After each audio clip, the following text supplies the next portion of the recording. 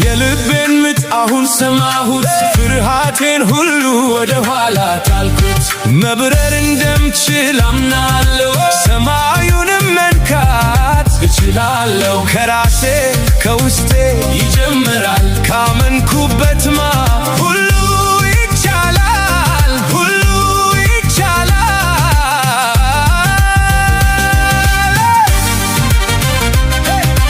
ተስፋዬን ቆርጬ ልወድቅ ስል ጨለማው ከቦኝ ስደናገጥ ዛሬ ግን ነቃው አይኔ በራ ታምራለኝ ገና የምሰራው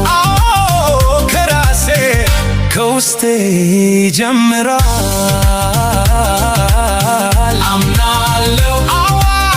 ከዋክብት መንካት ማብረር ይችላል